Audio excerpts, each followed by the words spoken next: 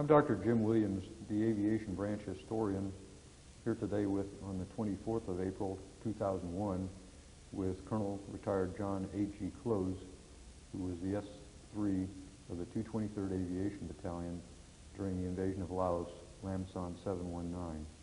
We're going to talk today about the problem of extraction of troops while in contact.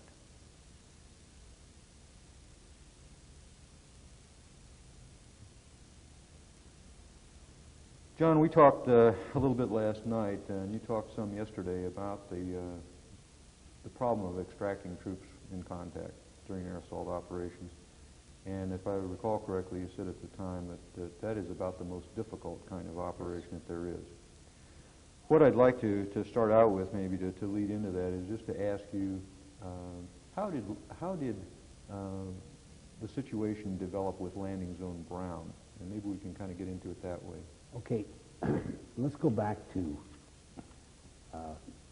the last offensive operation of Hope, when we put 840 troops into the objective area of Chapone. And their mission was to go through the two base areas, 604 and 611, and withdraw to Sophia. And we would be extracting them from Sophia, which is Sophia West was a secure area. And it would have been very, very easy.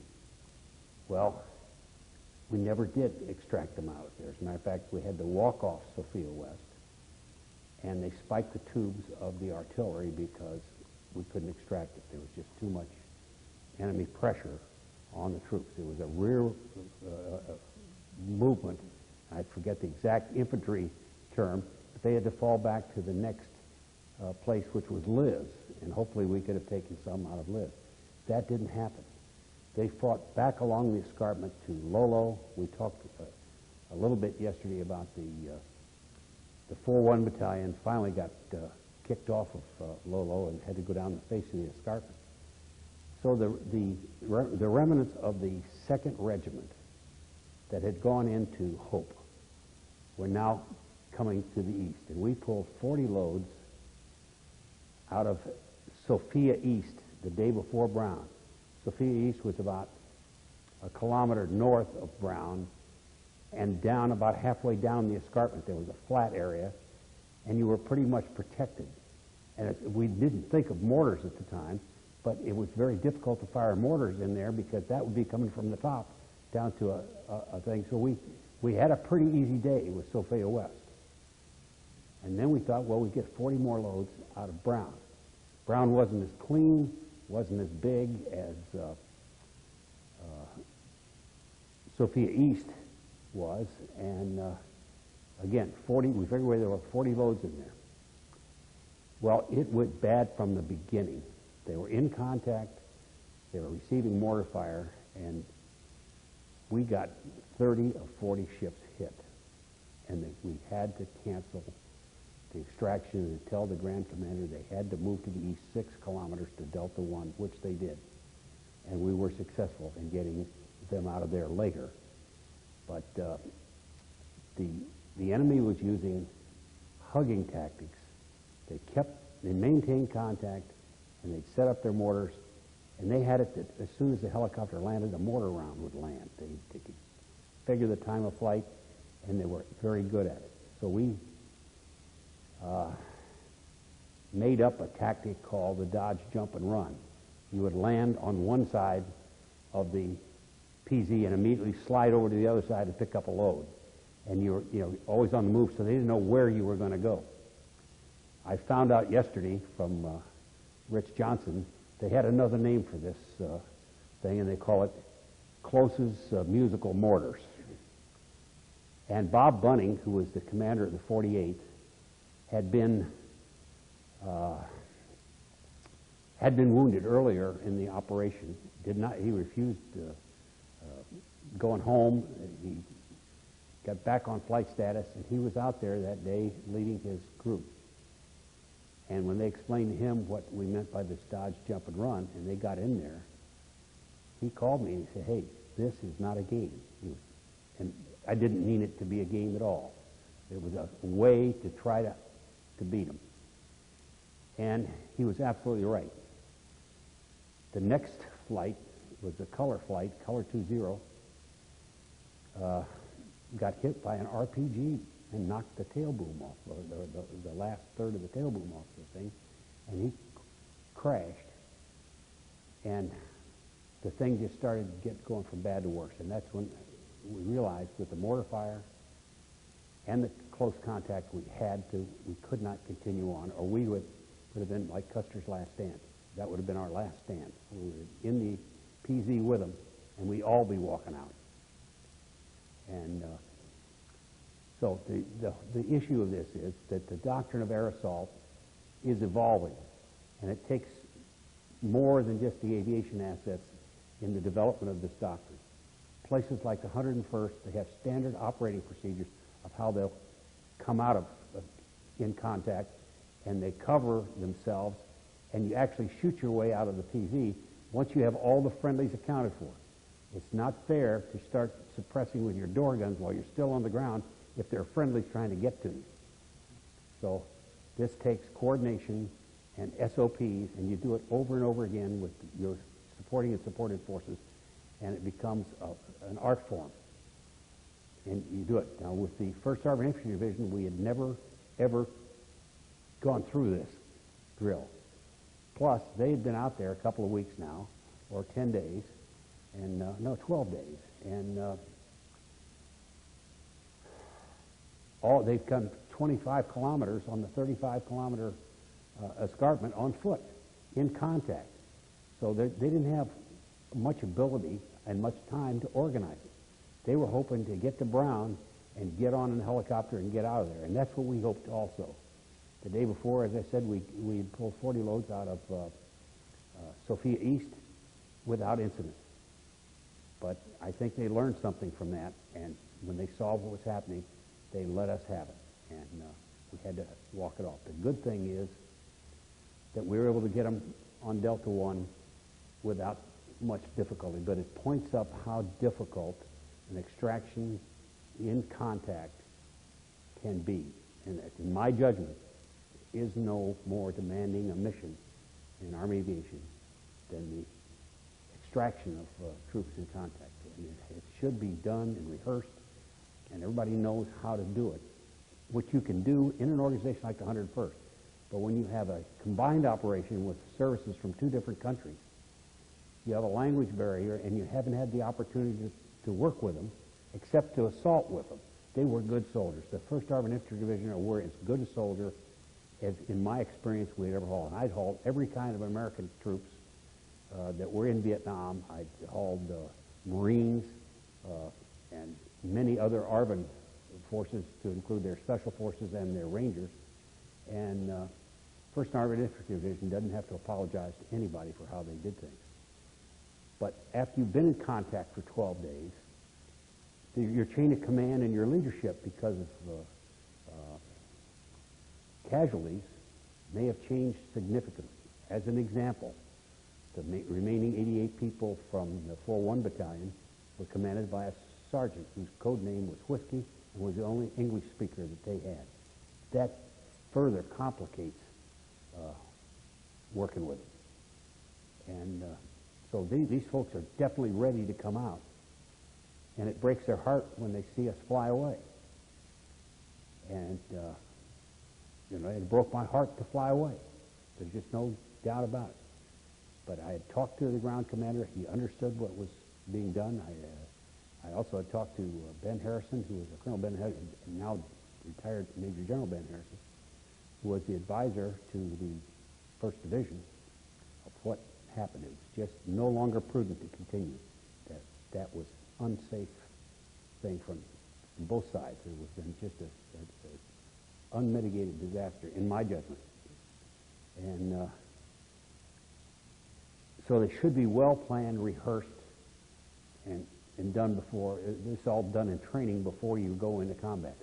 When you put an ad hoc thing together like Lam Son 719, we weren't thinking that far ahead of maybe we could have rehearsed with these guys before they ever went to Hope, which would have been the smart thing to do in hindsight. But unfortunately, hindsight's 20/20, and we didn't do that. Well, also, if I recall correctly, again, you had less than 2 weeks really to put this whole operation together. Is that right? Well, that was to move to Dong Ha and get set up. We didn't even know we were going to Laos till the day before. You know, I didn't even know how to spell it. You know, and then we went in. From the moment we went in there, we were in a new environment. We'd been in hot LVs and things like this, but I had a pathfinder tell me. We called him Coach. He said, "This place is bad. You're receiving fire in the PZs, the LVs, and the RZs." I said, "What's an RZ?" He said, "That's where you rest, and they don't even let you rest." So this was, I refer to it as bear hunting country, only you were the bear, and they just had everything focused upon it,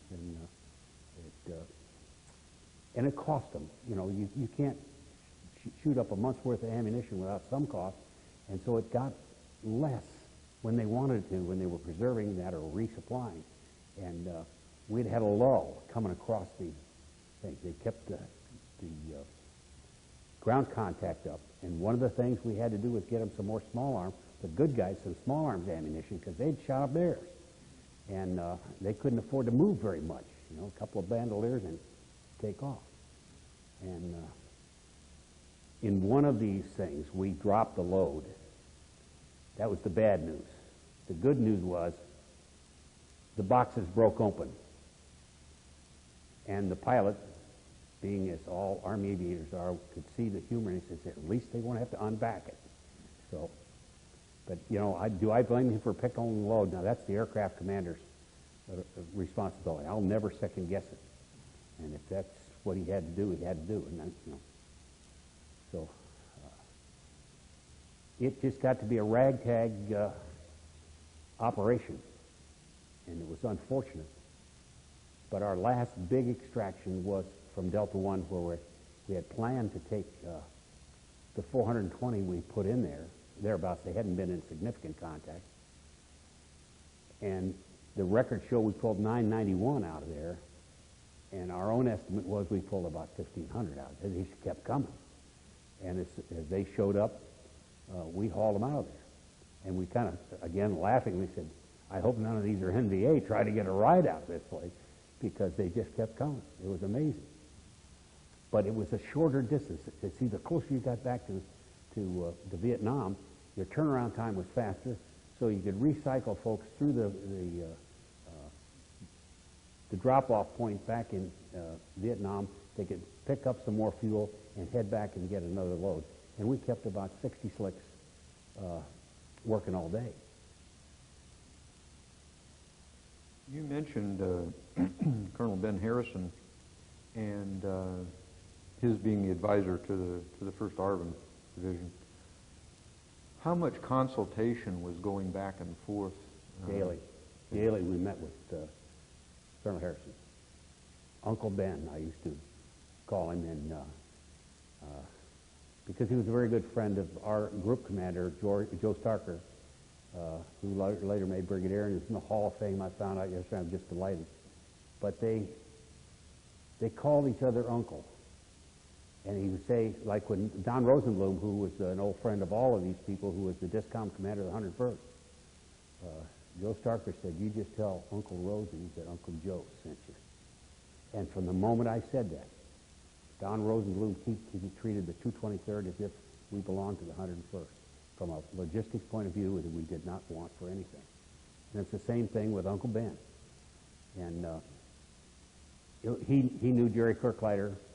He then got to know me because I was with him every day, and we did discuss things and the planning. That's how we planned them. I never got with an infantry officer, an ARVN infantry officer, to plan anything. I always worked through their advisor. And so we understood exactly what they wanted, when they wanted to do it, and what the restrictions are. There's so many things that have to go on. And I don't want this to be construed as I'm knocking the Air Force, but we didn't get the preps that we laid on in several cases, and it cost us. And so there was no more of this attacking at dawn and this sort of thing like you get used to in something like the 101st. And I understand the 101st because I was there and I commanded a battalion there.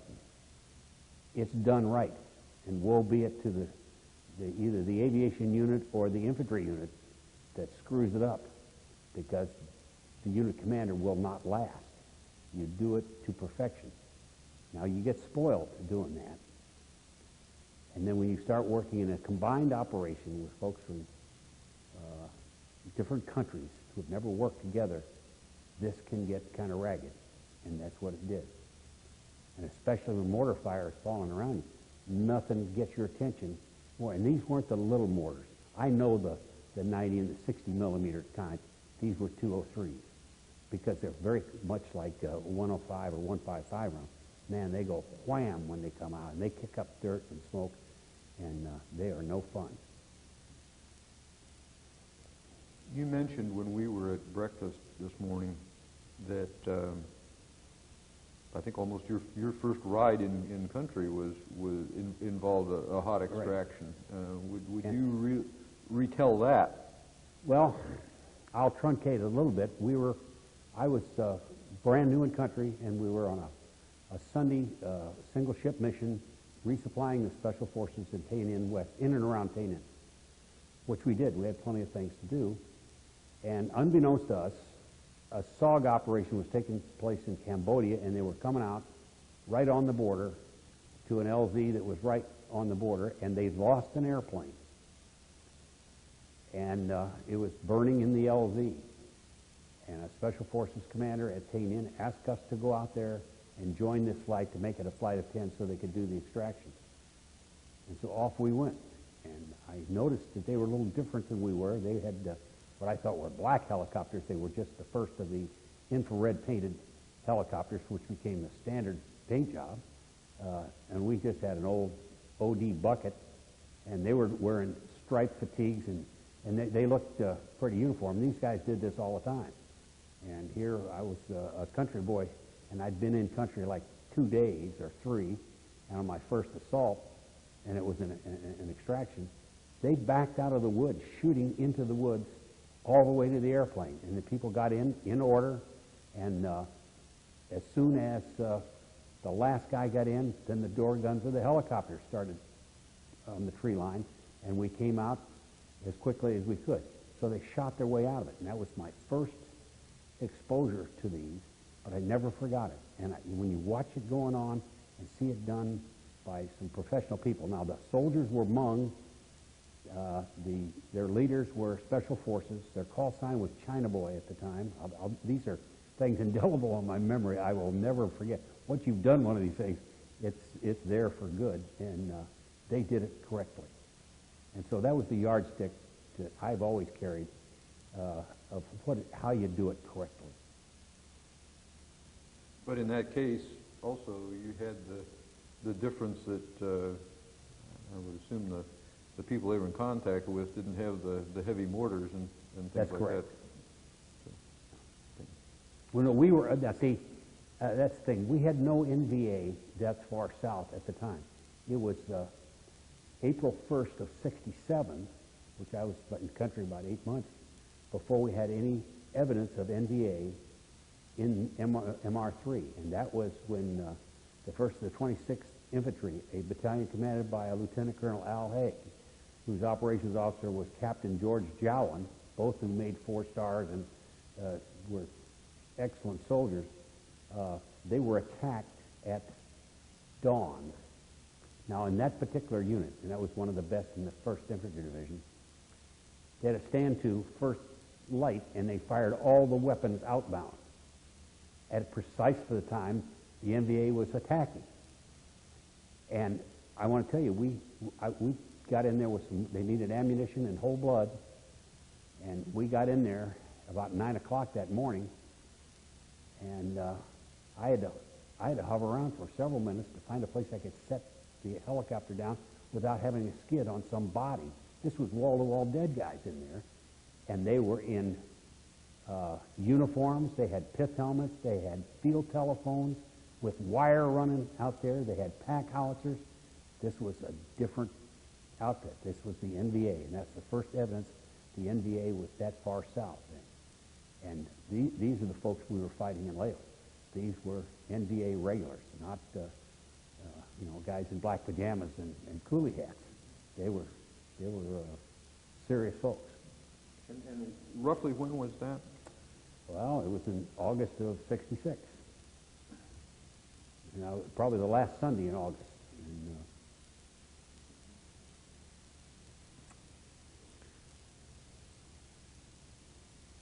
you mentioned, this is shifting gears a little bit, you mentioned some of the interpersonal dynamics. And this is something we haven't really talked about before, but I'd like to get into a little bit. Things had to get pretty intense during some of these operations. You mentioned, I think when we were talking yesterday, basically confrontation may be too strong a word, but some real intense discussions with Bob Bunting. no, Bob's and I, it was intense, but it was very short. And that was 30 years ago. And last night I had dinner with Bob. Haven't talked to him since. And we agreed, we picked up right where the conversation was, and we're in a total agreement now. Mm-hmm. He was a unit commander, and he had some idiot up there trying to tell him, you go in there and get him out while the rounds are coming in. And he had every right to say, hey, this is not a game. Mm-hmm. And as I say, it was only being a good friend of Rich Johnson when he told that they'd call it Klose's musical mortars. I didn't know what else to do if we were going to try to do it, and it didn't work. It worked a little bit, but then they figured out what we were doing. And being regulars, they know how to fight also. And they were very good, and they said, we've got them where we want them. And it was tough to cancel that assault, or the extraction. And that's the only one I think I've ever done the way we had to do it. And again, this could, I'll leave it up to history to decide whether it was right or wrong or questionable. But the guy that I had to report to was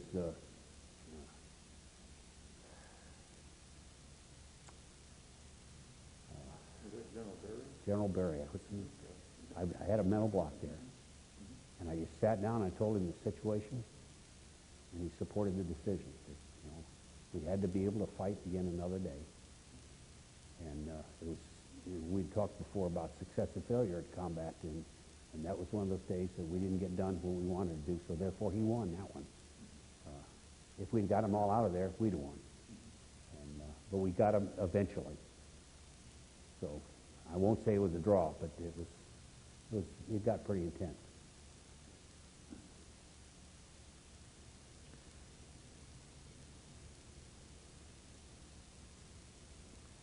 Let's break for, oh, hey, Rich.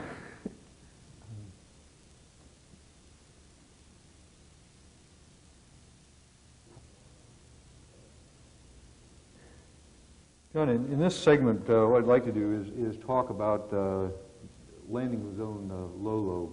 And I think down here on the map that we've got, it actually shows Lolo. What I'd like to do is just ask you to talk about what happened there, what didn't. Okay, first of all, our three companies would alternate supporting us and the 158 in the north. All of our work up till Lolo, which I believe was the 3rd of March, had been in the lowlands to the east of the escarpment. The escarpment was 1,500 feet higher than the surrounding valley. And so that was our first time up on the high ground of the escarpment. And the escarpment, it was 35 kilometers long. Now, it had been planned to have an arc-light strike for a prep before we got there. The arc light was diverted, we found out much later, in search of an Air Force search and rescue mission. In hindsight, I think that was a bad decision because they had taken the fire support from the many and gave it to the few, and we ended up having very significant losses going into Lolo. We had 40 of 60 ships hit. Now, the weather was pretty good, visibility was pretty good, and the winds were light and variable. Jerry Kirklighter and I put the mark in for the first line of slicks. We did not want to come in over the valley because we felt a long final approach over the valley for 60 airplanes is an invitation to any aircraft disaster. They would have you zeroed in. So we brought him in over the high ground with a quick right turn, almost a 180 in and down and out. Coming out, you would come out and you'd be exposed for a little while to the valley, but it's a right turn out after takeoff, climb as fast as you can to get out there, and you're empty. See, so you can do that. It should have been a fairly normal insertion. But without the B-52 strike, the arc light, the folks in there hadn't been prepared at all. And they were ready to fight over Lolo. And we put in 420 troops at a great cost in battle damage and in casualties in Lolo. We kept the lift going because your alternatives, you have no alternative but to keep it going to get the first group in. Now, once they're in there on the ground, you might have to reinforce them with some more folks. But it's easier to do when you have folks on the ground that are shooting back at the folks who live there. And so it was a very expensive lift from that point of view. We went in and put in the mark, and there wasn't a shot fired. It was just a clear, beautiful morning. I thought, boy, is this going to be nice, and I couldn't have been more wrong. What kind of coordination did you have with the Air Force? We had none directly, except with the extraction of the 401 battalion, the same battalion out of a bomb crater. We put in 68 airstrikes in one day, so we did get to talk to the FAC. That's the only time I recall ever talking to anybody Air Force. It was all pre-planned stuff that we would get. When the day the tanks came down Route 9, we called and reported them, and all of a sudden the aircraft came up on station, the jets, and they rolled in on them, and there were 2 aircraft lost during that day trying to engage that column. One in the air, I mean, it just blew up, and I would think that perhaps it was hit by something. The other one went straight into the ground. He never pulled up. I got to thinking, wow, you know, you don't see that very often. And so that's kind of indelible in my mind. Now, should there have been coordination? Normally, generally, almost always in a U.S. operation like the 101st, there are facts with the organizations. And you can always tell a fact. He shows up with 7 footlockers and his golf clubs to go to the field. And I'm being facetious, but no, you have your fire support coordination right there. If not at somebody at battalion level, you've got it at the group level or the brigade level that you can get what you want, and you're all speaking English, and it's all working together. In this case, it wasn't, and we got whatever was planned, except when attackee was called. Was that partly, you think, a byproduct of the way that the 223rd was attached to the 101st rather than being organic? Well, I don't think there was anything below 101st Aviation Group, but I don't recall ever seeing an Air Force guy at Quezon. But they were communicating, I'm sure, with laying on things. As I say, all the stuff was planned in advance, but you weren't part of it, really. But what happened was, when we started on the first day, 3 days of airstrikes hadn't gone in there because of weather. And so we essentially did it without preparation, and we paid a price. It was just hotter than hell. And I think you could cool them off a little bit with the airstrikes, and especially with an arc light. That area is almost sanitized for a while. I mean, there's nobody in there that's going to give you any problem. As I recall, when we were talking during the break, there was, I think Rich Johnson said that there was an arc light at, was that at Brown? No. The arc light, they were making reference to an arc light, and it was in the northern sector. It was north of the river when we were extracting from Sophia East, or Sophia 2, and we just want to make sure our folks didn't stray into that area. I don't remember seeing it. Now, there was an arc light as part of the 68 airstrikes, and I don't remember seeing that either. But it could have been, we were using 2 CNCs that day, and one of us was on station at all time, and you have to break and go get some fuel, and I do not remember seeing an arc light.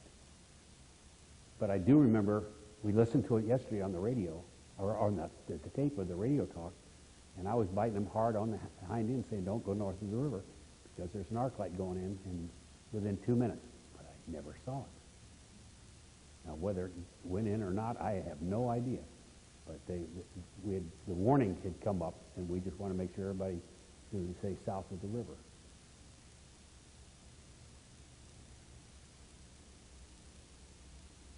You said that there were two CNCs that day, command and control aircraft.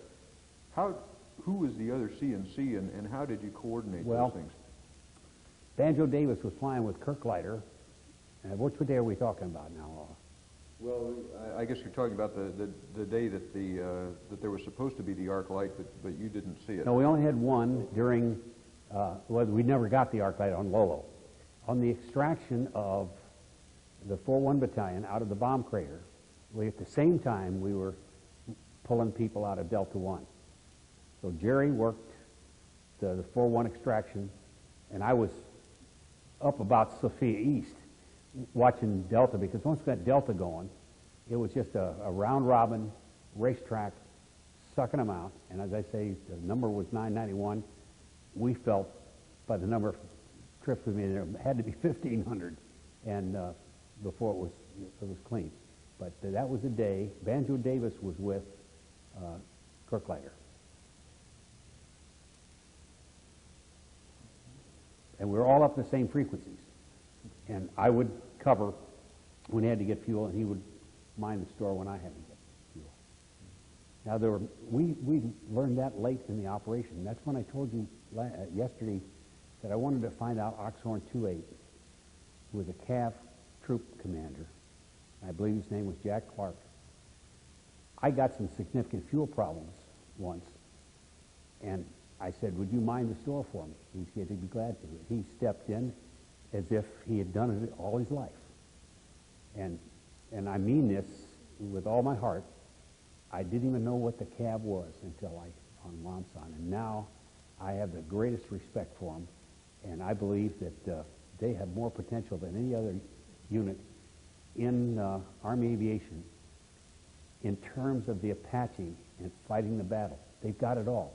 They've got the Blues, which are the infantry. In the case out there, they had the Hochbau. So they've got some troops for search and rescue, and if they have to close with and kill the enemy, they've got the air power, and they've got the scouts. And an enemy who doesn't know anything about the CAV, it could easily underestimate them. And that would be a serious mistake, because they have a potent capability. That actually leads me to ask another question I hadn't thought of before. What was your experience during this with and other operations with aerial rocket artillery as a kind of force? Well, we'd get them from time to time for escort. They had some guns, but they were light guns. They were mostly rockets. And when we did the resupply of Lolo, the tough one with the 5 sling loads, we had ARA there that day, keeping them under fire as the slicks were going in. And one of them got shot down, one of the Cobras, and he made it to the LZ, and they got out of it. So now, in addition to everything going on, we got a Cobra crashed in the landing zone, which wasn't very big. I mean, it was never was very big, and that's when Rich Johnson saved that Cobra crew, because he got in there and started looking around for them, and here these guys were in a bunker waving a red thing at him, and he hovered over and they jumped in. It turned out it was an NVA battle flag that they picked up inside the LZ. And don't you know, that was some bad times in there. And but the ARO was good, and they belonged to the division artillery. They were aerial rocket artillery. And I don't think they have them anymore. It's a thing that was tried and didn't materialize, because now we have the greatest killer on the battlefield with the Apache. And I believe when it's integrated with the ground force or in the CAV, we have something potent. But I don't think, well, what can I say? Could we have used Apaches out there? You bet we could have. But I don't know. I suspect they'll have a good role, and you've heard me say that let the other services handle the anti-aircraft targets. They're equipped to do it with Wild Weasel, and they have a whole bunch of things that they can use, smart things, and the beam riders who go right down into radars. We don't have any of that capability. And rolling in on a target and go mano a mano, you're going to lose in an attack helicopter with just guns, or even rockets. Rockets are area weapons. And while I'm talking about machine guns, I don't know of anybody who ever fired a machine gun from a moving helicopter. At very best, it's an area weapon. And you do it, suppression is to scare the hell out of them so they're not shooting at you. You know. That actually raises another interesting point. When I sat down with General Merriman the first time ago, we were talking about the difference between the Huey gunships and the Cobras, so forth. And he said he kept the Huey gunships until he was directed to give them up, because he felt they gave him more firepower. In the lowlands, it was the Hog. Man, they had 40 millimeter grenade launcher there, and they had the rockets, and they had machine guns. And in the lowlands, you could get away with it. The minute you got high, it was out of its element, because it was just operating at its max gross weight, and it just couldn't do it. Were they effective? Yes, in that environment down there. They were the meanest bastards in the valley.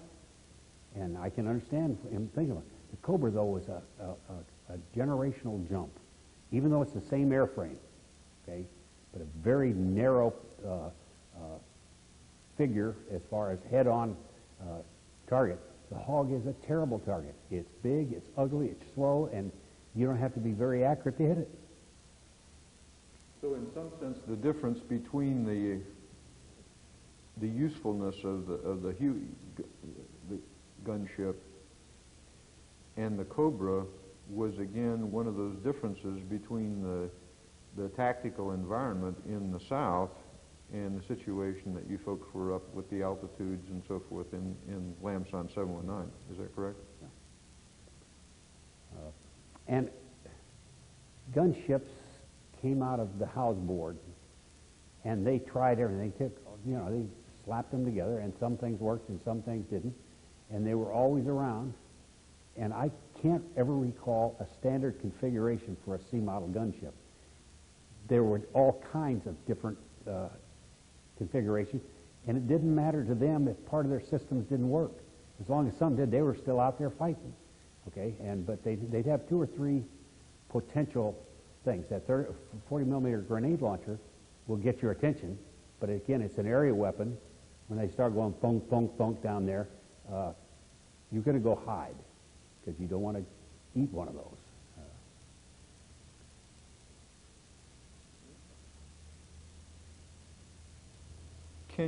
Well, when Rich Johnson and I sat down several months ago now and did an interview, one of the things that he emphasized was the tremendous difference in the operating environment between what they were used to down south and what it was up in the north in Lam Son 709. In your mind, can you kind of think of a list of those things that were present in the tactical environment there in Lam Son 709 that might have made, you know, very substantial differences to people? You mean in terms of the gunships? Well, I'm just thinking across the board in terms of the altitude conditions, the terrain, you know, all the MET-T kinds of things. Okay, that we people settled talk on about. an ACL, allowable cargo load, of 7 troops, because these guys went in a little heavy. They were little bitty guys, so you know they weren't the 170-pound average soldiers that we had, but they also went in with their basic load of ammunition, and they had things that looked like socks full of rice and things like that in kind of bandoliers. They carried their own food with them, and you know everything was on their back. And so then they approached 150 to 200 pounds, and 7 was about all you could safely operate with. But see, every 10 minutes you burned off another 100 pounds of fuel, and by the time you've gone out there and dropped them off, when you come out of a landing zone, you're pretty light, and you know it operates like an airplane again. You know, instead of when a Huey is loaded, you're very limited to what you have, and it takes technique. You know, and there's not a single pilot who hasn't dragged his chin bubble through the top of a tree, you know, trying to get out of a place. And there's some that they're used to rotor blades to take the tops off of trees. There's no alternative. You know, that was that or crash. And you know, if you're making it, you hold what you got, and hopefully with it. See, as you get speed, you get what's called translational lift. That increases the efficiency of the helicopter. And that moment, actually, if you watch it done correctly, you'll actually see the helicopter settle a little bit as it starts getting momentum. And then it picks up and climbs out, and that's what's called translational lift. It's there, and you can see it, and you can feel it, but it's hard to describe until you've done it, and then you know what it is. And you got to get it. There's just, you know, it's the nature of the beast. How much experience had most of the pilots flying in Lam Son had with the kinds of loads and altitudes that you're operating with? I can't say. I would say that most of them were in the lower levels, with the exception of those guys that came from the Central Highlands and supported the Koreans. Bob Bunnings, 48, I think they had some. Now, in the early days of my career, I was in the 4th Ave Company at Fort Lewis, Washington, and spent 30 days a year at Ranger Creek in the mountain flying school, and they would have you with a helicopter, for example, with a limited RPM, go through the mountains. And they wouldn't give you any more, so you had to read the terrain, and you never cross a ridge line at 90 degrees. You cross them at 45, so all you have to do is turn 90 degrees to get away from it. But if you're coming right at it, and you're not going to make it because of downdrafts or these sorts of things, you know, these are things you pick up. You fly on the sunny side. That's, if there's going to be any updraft, you get it on the sunny side, and in the mountains. This comes from experience and training, and so I don't know.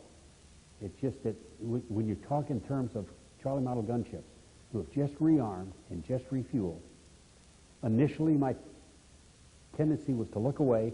I didn't want to see the crash. And then I said, no, that's the weak way. Turn around and pray for them. And they're skipping along a road, or not a road, it's just dirt. And dirt's coming up, and see, they haven't gotten translation. And as soon as this starts to shudder, you see them in translation, and they made it, and then you can breathe again. And that's the way that was standard operating procedure. So they were at the limits, in my judgment, of the takeoff weights. And the further you got into Laos, well, on Hope, or on Lam Son 720 later, the Charlie models couldn't go all the way to the objective because They couldn't do it and get back. And that's kind of why they called it the hog. It was, I'm sure it was a fuel hog also, because you're running the thing wide open most of the time. I wonder how many people were aware at the time of how near the limits the machines were operating. Do you have any sense at all? No, and the gunship guys would never tell you that. As a group, they were marvelous guys, and they were warriors. And warriors never talk about a weakness. That got some crews killed. They'd roll in on the 12.7s. You've heard me discuss that before. There's never one 12.7, so while you're engaging one, his associates are eating you up. And they had a tendency down south, where they weren't in a near mid-intensity environment, to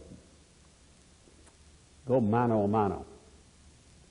And there are stories of the, yea, though I walk through the valley of the shadow of death, and then ends this end because I'm the meanest bastard in the valley. And they believed it. And you want them. You don't want a sissy driving one of these things. But I think this mano a mano thing got some people unnecessarily killed. And they're not going to be the one who says, I can't do it anymore because it's too high. That's not in their nature. They're going to do it no matter what it takes.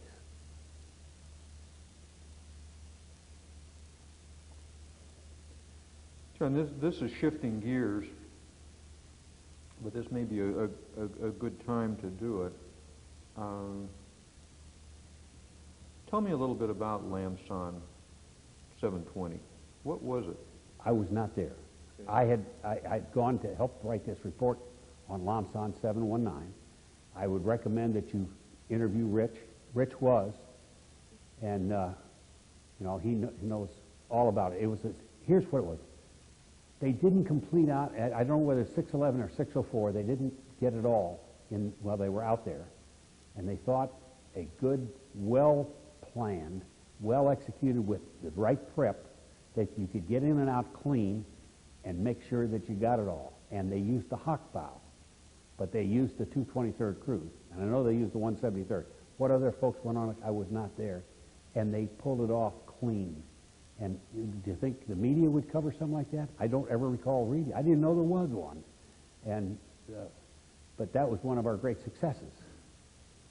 And so, like everything else, if it appears to be a failure, you're going to get plenty of coverage. The successes are the whole hum.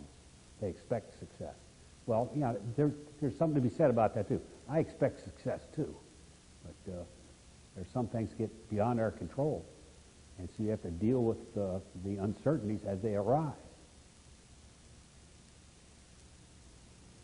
One thing that you mentioned, just in passing, was it was an ambush of an armored column. Was that right? That was actually on Route 9? You're talking about a couple of fast movers. No, this was not an ambush. The last thing we expected to see, this was an armored column. They were PT-76, the light tanks, but at perfect march discipline. Their spacing was perfect. And when they stopped, they all stopped together. This was a team coming down the road. Jerry called and reported them. We were still working airstrikes on no, it wasn't the 4-1 Battalion. Anyway, we saw them. They were coming toward Louis from the west. And then came the fast movers. They tried to get them. They lost 2 airplanes in that, and all of a sudden the Air Force didn't go back anymore. Why, I don't know. But an airplane exploded, and one went right, never pulled out of the dive, went right into the ground. And so I don't know. And I never saw the tanks again. But I tell you, I saw them, and they were there. It was not a figment of my imagination. That's the last thing I expected to see. But they had them up in the north on Ranger 30 and 31. They had them disappearing into the clouds. And whatever we used, our rockets would just bounce off of because they were not armor piercing or anything. I think this is probably a pretty good place for us just to break again. It'll give us a chance to do some of the admin. Well, let me just say one Okay, other thing about this. When you have a column like that, doctrinally, in that column are going to be some 23 millimeters that are also tracked. And so they carry their own anti-aircraft stuff with them. And the one that blew up in the sky, I suspect something got him, whether it was a missile that we didn't see, but it exploded. And there was nothing. There was no chute. There was nothing.